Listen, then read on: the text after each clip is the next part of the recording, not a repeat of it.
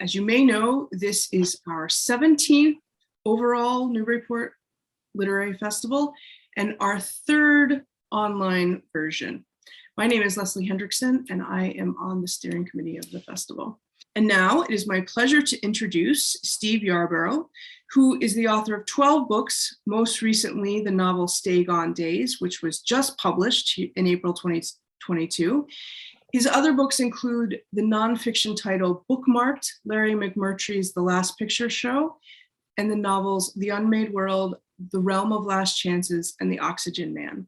He is the recipient of numerous awards, including the Mississippi Institute of Arts and Letters Award for Fiction, the California Book Award, the Richard Wright Award, and the Robert Penn Warren Award. He is also a professor in the Department of Writing, Literature, and Publishing at Emerson College. He will be in conversation with Bill Roorbach, whose latest novel also just came out. It's called Lucky Turtle, and it's published by Algonquin. Previous books of fiction include The Girl of the Lake, the Kirkus Prize finalist, The Remedy for Love, the best-selling Life Among Giants, and the Flannery O'Connor award-winning collection, Big Bend. His memoir in Nature, Temple Stream, won the Maine Literary Award in Nonfiction and is available in a new paperback edition with its companion volumes, Into the Woods and Summers with Juliet. Thank you so much for being here, and I'm gonna turn it over to you, Bill. Thanks, Leslie. That was perfect. Happy Independent Bookstore Day, everyone. Never have we needed that independence more. I got to change my view here so I can see there. Hi, Steve. It's so good to see you. And thank goodness we have a way to do it, even though that's getting old, just like me. I really love Stay Gone Days. I've been in it I'm kind of a slow reader and been busy with book launch, but it's been such a presence for the last probably 10 days, and I just finished it this morning. So I'm still in the kind of, the emotional space that a good novel can put you in, so thanks for that. Steve and I met, I don't know how long ago, some years ago at the Hoover Library Book Festival in Hoover, Alabama. Is that the right state? And it's similar. It's like so many of these things. Like I was just telling Leslie, the Newburyport Book Festival. Last time I did it, I met so many writers that I've made new friends there that are all still my friends. Some of them really close friends. So. Thank you to Newburyport Book Festival and to the town for supporting such a wonderful thing. Well, anyway, I love the book, and I think you're all going to love it too. It opens with, it has a first section. Call it Book One. First section that's bookended by this gunmetal gray steel lockbox that are one of our protagonists, Ella, who and the other protagonist is her sister Caroline, and their father has died in a fiery accident. That's not a spoiler because it's on the first couple of pages, and then that section ends back at the lockbox. I thought that was super elegant because just the locked lockbox and Ella's like, do I open it or not? It was such a good pull into the novel. And then to have it swing back beautifully to that steel lockbox ended the first section for me so well. The two sisters are estranged, and the book follows their entire lives very nearly. It's really, they're not entirely divergent, except maybe for expectations and how those are met. But I want to just ask you about the lockbox. Was that there in your heart from the beginning? Was that a seed, or was that something that that came into to mind later as you were composing? No, I mean, it was there. I think the lockbox appeared the day I started the novel, because I think I wrote that first couple of pages and, in a single burst. And I, I did have to say this, Bill, and I don't know if this is true for you or not, but some years ago, Richard Bausch, who you probably know, sent me an email out of the blue, and he said, "Do you remember any decisions you actually made writing your last book?" And I thought, well, that's a strange question, and almost immediately, no. But I know the answer to this one. So yeah, the lockbox was always there. That's true. You forgot. The process is mysterious. It's like having a dream in a way, and Yeah. nothing stays with you. So how about the sisters? It's such a story of sisters, and I love that. I thought you developed two such distinct characters who were both utterly dependent on each other, and both one rejects it more, but I think she does because of the early story. Right. What do you have siblings? No, I don't. I'm an only child. But I believe some years ago when you and I met in Alabama, Yeah.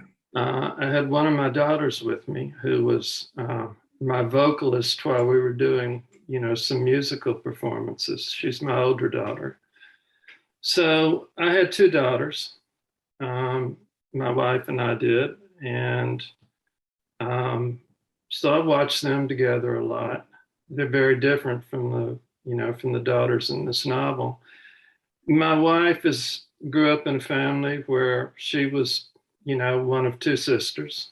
They were, the only siblings in that family. And I've seen them together a lot.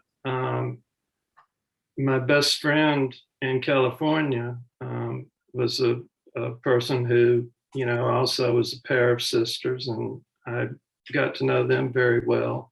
And in all three of those cases, the sisters are just really different, So I've spent a lot of time in my life thinking about how, two people can grow up in the same environment, exposed to the same sets of stimuli, and just come out very different. So I think I've probably always known sooner or later I'd write a novel that dealt with sisters. Did it feel? It seems daring to me, almost like to think.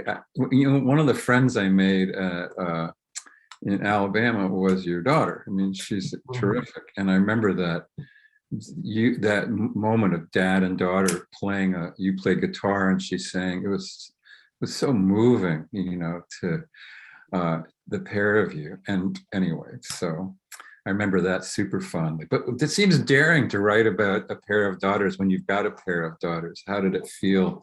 Have they read it yet, or have you heard anything back? No, they haven't read it, but Antonina is the one you met, is coming over tonight because we're giving her mother an early birthday party. And so she will get her a copy today. And then Lena, who lives in New York City, is at the mercy of the mail, but I think she'll get hers on Tuesday. And I'd be curious to see what they think about it. But they're, as I said, their lives are radically different from your characters. Yeah. So the thing we draw as novelists from real life is kind of emotional reality, and but you can change. Like you haven't died in a fiery blast, or Not yet. that was a great way to assure that no one would think it was autobiographical, So Yeah, well, I had a cousin who actually did die like that. No way. Down in Mississippi, he was blown up by a propane tank. The circumstances were different, But that's something that hovered over my childhood because I just lived down the road from him and we heard the explosion. We Oh, felt the explosion. no. Yeah. So, Well, that certainly stayed with you on some gut level, no doubt, right? So, yeah, I think I was probably about 8 years old when it happened. So it stayed with me more than half a century. anything that happens when you're 8 stays with you. Like Right. even catching a sunny in a pond is important. But to Yeah. have your uncle blown up that's enormous. Yeah. Well, speaking of the music, that these sisters, I love that Ella is a musician, Mhm. and you let her have a certain amount of success, but it's this very practical amount of success that looks similar to what so many people would get as young musicians. Uh, Right. she heads on to music school, doesn't work out that well. Uh, what I want to ask is, I'm a musician too. I'm a piano player, and uh, I think there are ways that music comes into the writing. It'd be really hard to articulate, but I wonder if you could help me think about that. How does music? I mean, you're a good musician. Like you're really for real. How does one dominate, or does one influence the other? Well, I would tell you the music I play is mostly sort of bluegrass infused music. And I've tried 3 different times in my life to write a novel that would be loosely based on the life of Clarence White. Clarence White was a child prodigy. He actually grew up playing bluegrass and briefly was in the rock group The Byrds, and then went back to playing bluegrass and got killed when a motorist lost control of a car and hit him after he did a gig. And all 3 of those attempts failed. And the last time was maybe 15 years ago. And that was the point at which I told myself, that's it, no more. And I know why they failed. They failed because the novel was driven by music rather than driven by characterization. And so what I found in my own case is because because I spend so much time thinking about music and playing it, and because it's so close to the center of my life, it has to kind of remain on the periphery of a novel. Otherwise, I have a tendency to let it overwhelm the story and the characters. And so I've learned that if it's an aspect of the novel, that I'm usually very comfortable with that, but I'm very leery of it because I've seen it take over. I've seen it take over, and in terms of how it infuses the prose itself, only to the degree that I'm really, as you are, and I know this from reading your own work, you're really attuned to how things sound. And there's a lot of awareness of sentence rhythm and things like alliteration and assonance and all those devices. So it influences me to that degree. And then, well, this is where I write. And There's the X. yeah, you can't see the mandolin, but it's one of them is over there. There are about 5 instruments in here and 6 or 7 more upstairs. And periodically, when I'm writing, if I get my back starts stiffening up, I turn around and reach for an instrument and play for a while, and Nice. makes me happy. Yeah. Mine are right there. I can't reach them from here, but Do you play off and on while you're writing? I do. Yeah. If I have a piano in the living room, and that I bought myself, and boy, it's been it's like a stretch to buy it, but it's the best thing I've done for myself ever. So. And in a way, my dad did it because he left me this small amount of money that I just took it and got a piano. For, That's the best money you can spend. It was really important. It turned out, I mean, I didn't know.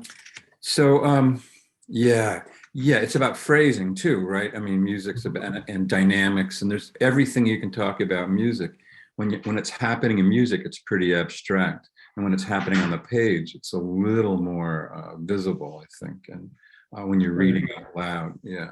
And so I was reading sections of yours out loud, seeing how you caught some of that music. You know, it was super satisfying. I mean, it's there. It's just so sentence by sentence, so satisfying reading Stay Gone Days. All right. So I hope that your party for Eva, do you say Eva? Eva, yes. Eva. Hoping your party for her isn't a surprise because I see she's in the audience. No, we've learned she doesn't like surprises. So, happy birthday and happy Indie Bookstore Day to Eva. Eva, I'm sorry. It's my sister-in-law's name is Eva, so it's impossible for me to say it any other way. But I wanted to ask you with that segue about all the settings. There's so many settings. These girls grew up in the hard South. They both moved, well, one north to Boston, kind of following your trajectory. The other, quite a few places, following the trajectory of the lost daughter. And there's Poland becomes Krakow becomes a huge, important character and feature of the novel via character Caroline. Isn't that hard to manage, all those settings and the layers of time? You're doing their whole lives. It's so impressive. How do you, as you're working, how do you keep all that organized, or do you? Yeah, well, the settings in the novel, and actually in this, my last novel was set largely in Krakow. Here it's Warsaw for the most part, although she travels around Eastern Europe. They're places I know really well. I lived in California, Central California, for 21 years, so I don't really have to work too hard on that setting. And, you know, Boston and Eastern Europe and Mississippi are just places I know really well. As far as the structure of the novel, you know, a novel that really I've always loved from the moment I read it, probably 40 years ago, is Richard Yates's novel, The Easter Parade, which is about a pair of siblings. And I think that novel is probably around 245 pages. And that, when I started, that was what I was shooting at. But then I realized that Caroline's globetrotting was going to make that impossible. I couldn't do it in that amount of space. And so one of the things that I think came to me really early in the writing of the novel was a certain sort of desire to suggest where the novel would end up, even as I wrote the opening pages. And so there's a reference pretty early to Caroline's life 40 years later in Boston. And I found that those occasional intrusive bits of narration, that they at least had, I hope, the virtue of suggesting the overall scope of the novel, so that some of the jumps would not come as such a surprise to the reader, because we already knew that we were going to be going to those places without knowing why or what would happen there. Yeah, in that way, it's kind of like the book is a gunmetal gray lockbox, you know, that you invite us to unlock, but, you know, with a little trepidation. I love the way that you offer a story present layer in just little hints. But as a reader, I really forgot. I still remain surprised every time. But then you go, oh, that's right. Yeah, I did hear something about this, you know. Yeah. And you have time. Time's quite fractured at times, because we go forward a bit and then you come back and explain where one of the other sisters was, for example, or even a present moment happens, and then you drift back just a few days to fill us in how we got to this surprising spot. You know, it's very deft, I thought. And it's fun to feel as a reader that you're trusted with that kind of, like, you're trusting me, the reader, to sit still and know that I'm going to get what I need to understand what's going on. Really well done. Would you like to read a little bit to us? I would love to hear this in your voice. I mean, not that I didn't reading it, because I was reading a narration that felt very much like it was coming from one of the sisters, depending on who I was with at the moment. And Right. Caroline, I noticed my voice for Caroline in my head for her section slowly moved into a little European feel, just Right. strangest thing. But would you like to read a little to us? Sure.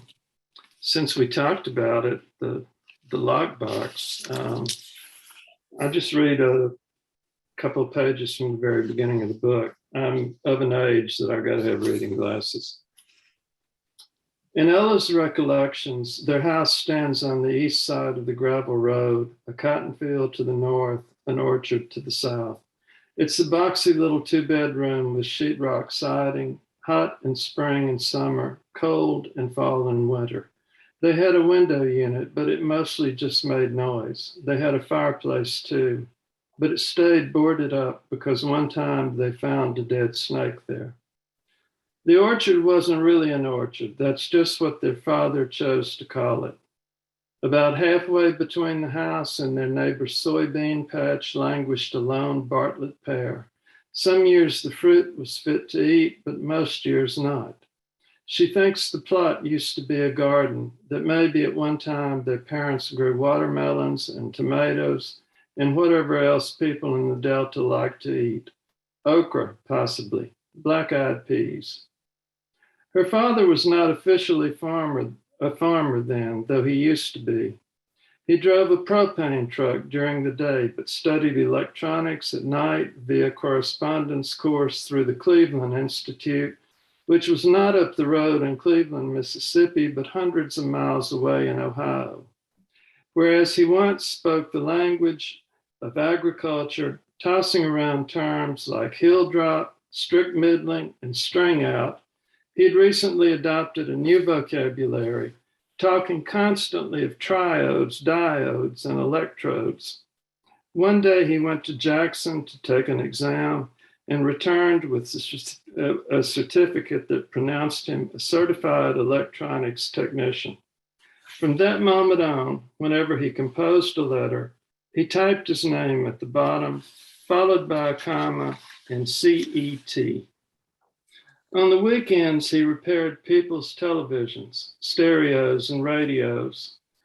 Years before she knew the term CD, she knew CB.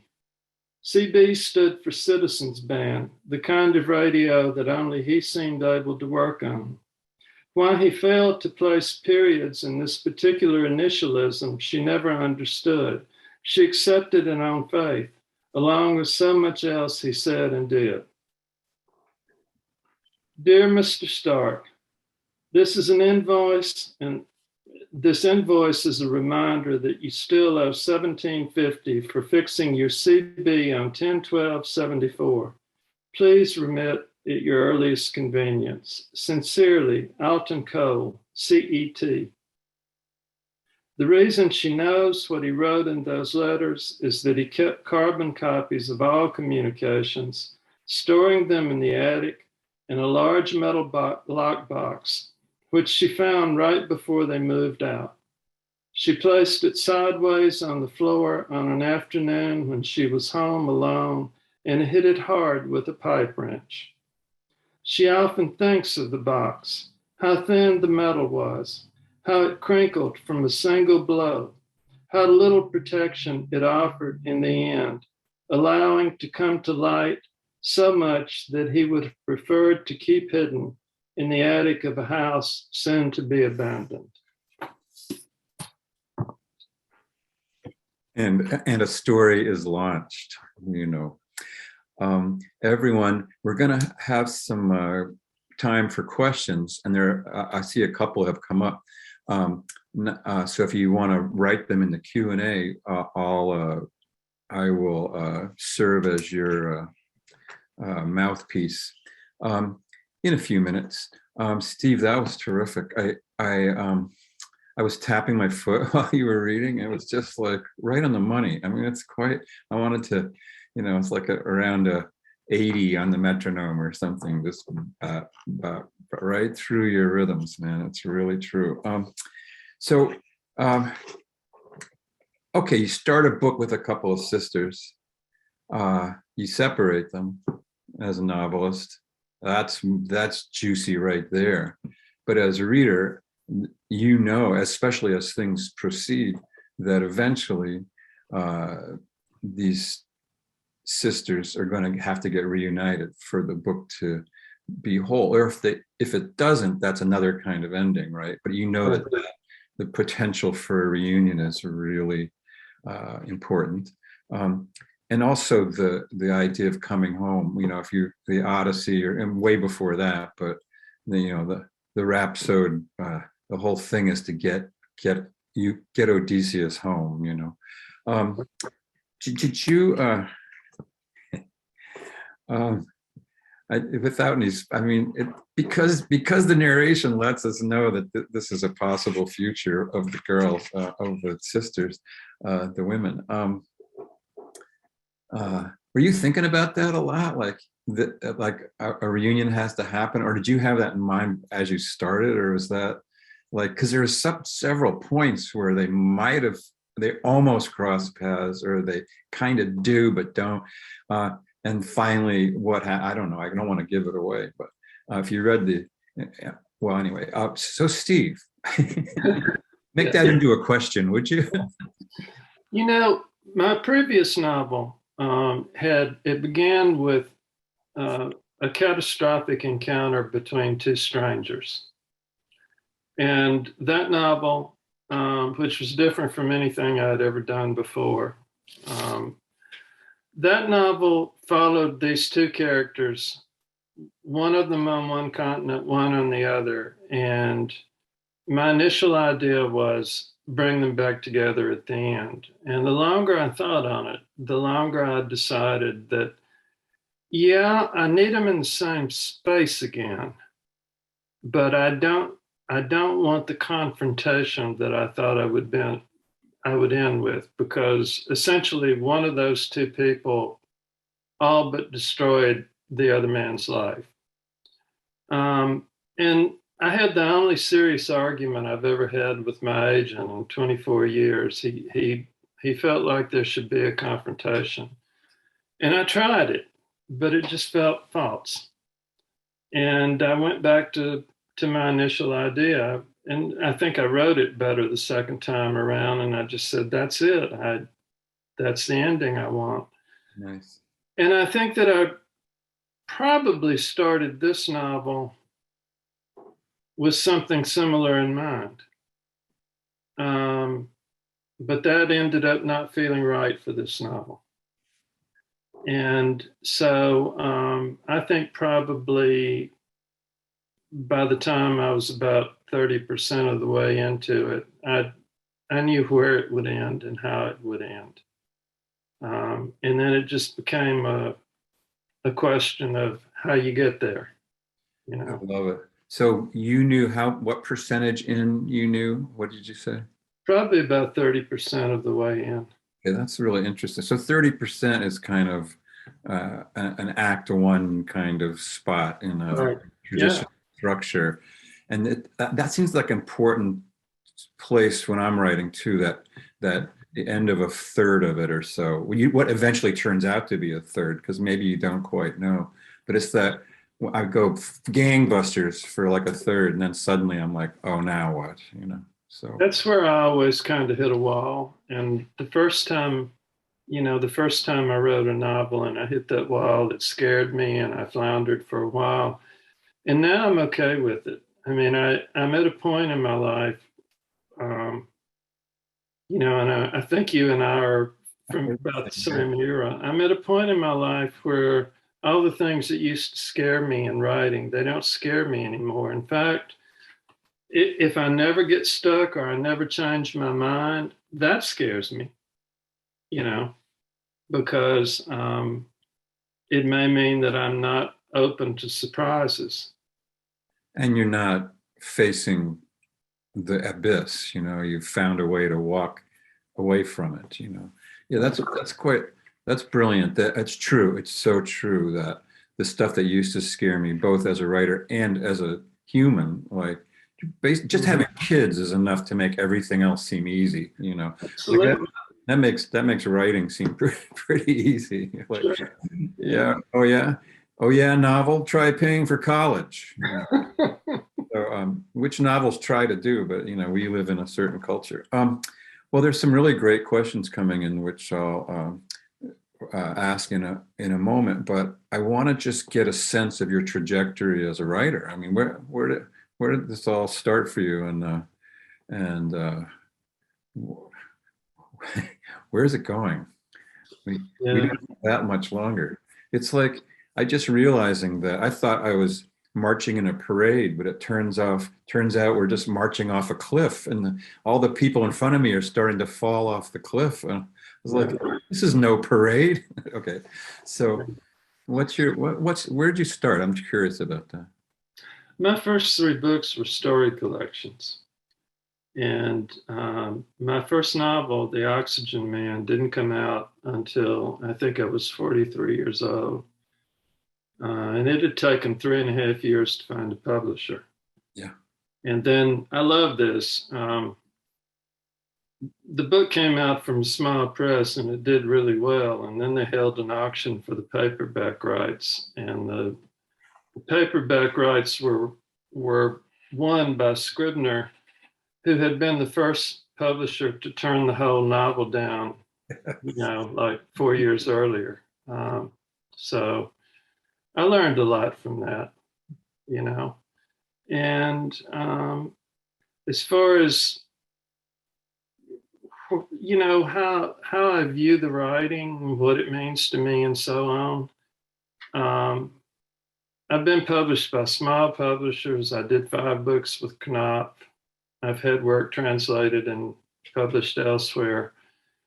And where I am now in my life, I finally worked around to understanding that the best thing that happens is when I'm actually doing the writing. That's really all I care about anymore for a book. I want to write well, and I want to feel proud of what I've written, and everything else is icing on the cake. Yeah, it turns out that making the stuff is where all the pleasure is, or all the meaning is. Yeah, it's really true. All right, let's see what we got here.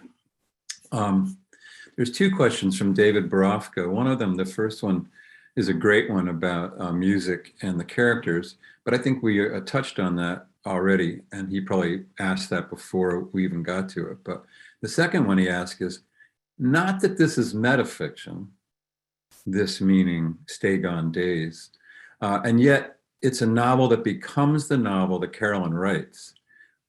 Did you know that at the outset? What kinds of discussions did you have with your publisher about that in the context of the cover? Yeah, David Borofka is an absolutely spectacular writer, by the way, and as somebody I really, really respect his work. Yeah, I knew that Caroline was going to morph into a writer. I knew that from the very beginning. And I was talking earlier about the sisters in my life. What I didn't mention is that my wife's sister turned into a novelist fairly late in life in Poland. Wow. I've seen that transition, And as far as the conversations with my publisher, the cover that I fell in love with, they showed me 5 covers and they were all good. And the one that I fell in love with is not the one that ended up on the cover of this book, but my agent, yeah, right. My agent and my publisher conspired to overrule me, and I'm really glad they did. because when I saw this, when I saw the actual galley with the cover on it, I realized that they knew better than I did what the choice should have been, and I like the way that worked out. It's great when, well, that's the other thing you learn getting older, that you can be wrong, we can be wrong about stuff, that, and so it makes it easier to listen to people, yeah. All right, Charlotte Hebert, do you has a question. Did you have a theme or a message that you wanted to get across through this book? Thank you. No, I don't ever have a theme or a message. I feel like the themes, such as they are, I mean, if they're really there and they're really solid, they'll emerge from character and action, and from the way the story goes. And that doesn't mean I don't have beliefs about various things. I do, but I think that if you're telling a good story, the reader will arrive at those themes and decide, whatever they themselves feel about them. And that's all I'm out to do. Yeah, it's, what I figured out, we figured out slowly but surely, is that the themes are really for the English teachers to find, and the rest of us can just enjoy the novel, and Right. feel what we feel. Here's one last question, and we're going to wrap up quite soon. This is from Lisa Haynes. Beautiful work as ever. You place us right there in a world of unending distraction and virtual reality. What would you say is the purpose of a novel? That's a big question. What is the purpose of a novel? And a very happy birthday to Ava, Lisa Haynes. Well, there's another really good writer too. Lisa's, I love her work. I think the purpose of a novel, at least to my mind, the purpose of a novel is manyfold. But one thing is surely to entertain, sometimes to provoke, sometimes, and this is the purpose on my end. Sometimes the purpose is, to expand my own understanding of people by trying to walk in the shoes of somebody who's very different from me.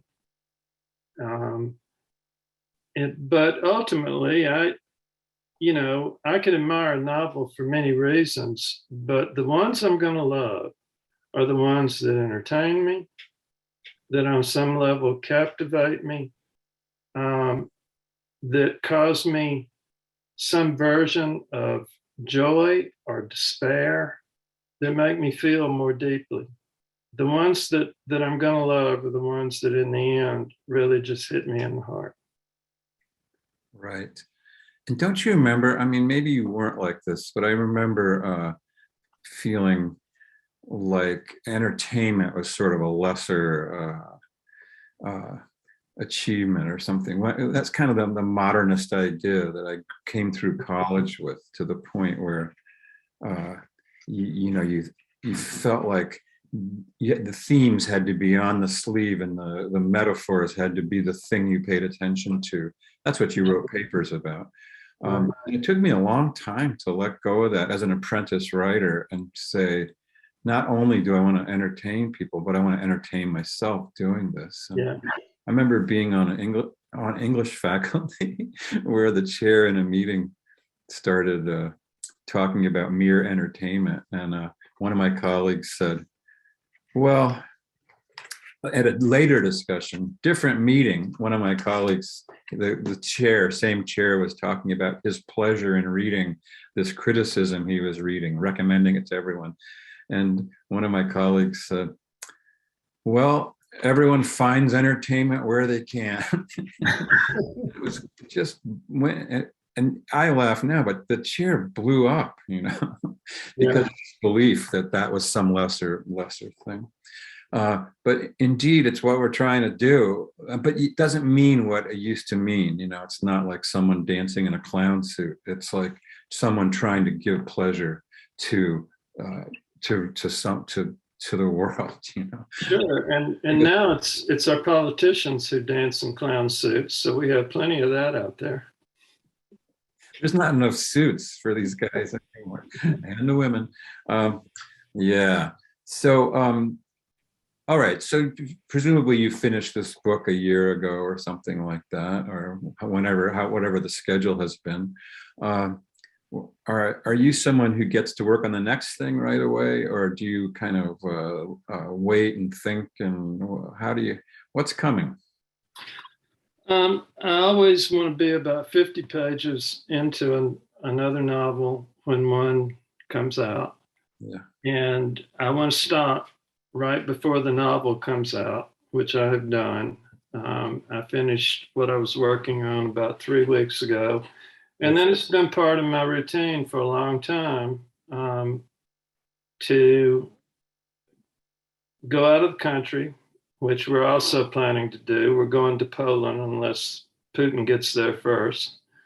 And I don't take the novel with me. I don't look at it.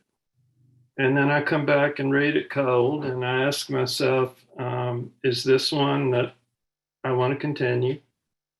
And if the answer is yes, I usually see some things that I didn't see before.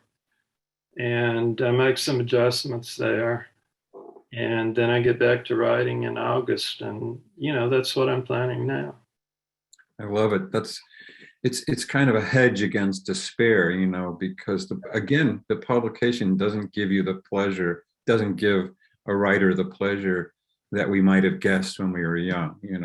It's a lot of stress and strife, and a window into the darkest corners of your soul. Sometimes it's very pleasurable too. So don't get me wrong, but making the thing is always pleasurable. Always. Even the torments are fun. Oh, we love our torments, don't we? We love our torments. How else do you justify the new guitar? Well, thank you, everyone. And thank you, especially Leslie and Steve. Oh my God, it's so good to sort of see you again. I mean, there you are, right? Well, I guess you won't see me in the morning, but I'll be there in the morning because I'm really eager to hear about your novel and obviously to read it. Oh, thanks so much for just even saying you'll attend. That's great. Yeah, my thing's at 10 tomorrow. Yeah, great segue. I just put the registration link into the chat.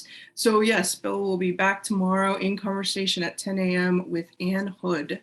So I hope you will come check that out. Steve, Bill, thank you so much for this great conversation. We really appreciate you being here at our virtual festival. Take care. Thank you. See you, Steve. See you tomorrow.